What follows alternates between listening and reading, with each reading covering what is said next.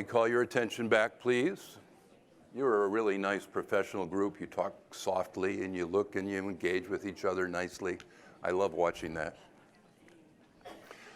When I walk into the very best preschools, kindergartens, first grades, second grades, third grades, the very best of them, there's just a feeling in those rooms. You can see a sense of calm and safety. All kids feel safe in those classrooms.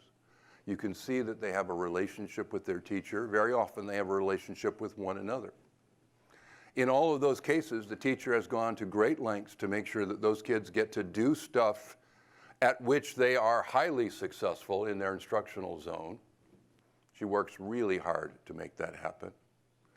There's an atmosphere of kindness, trust, respect, and a lot of the time when you see them working individually or in small groups or even as a whole class, you see that little smile, that little spark, that joy that needs to be associated with something if you're going to do it on your own, if you're going to choose to read, if you're going to choose to think mathematically, if you're going to choose to learn.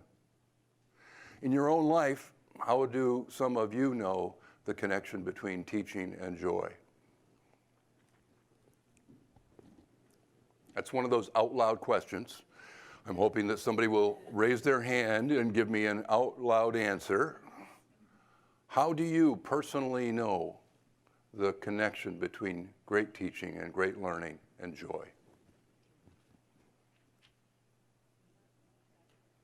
Joy is contagious.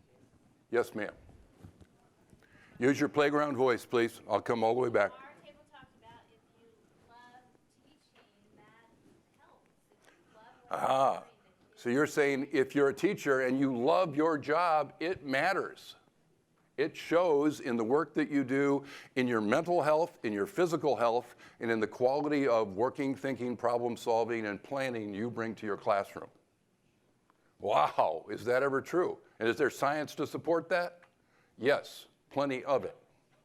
I heard one other voice. Yes? You have joy, the children have joy.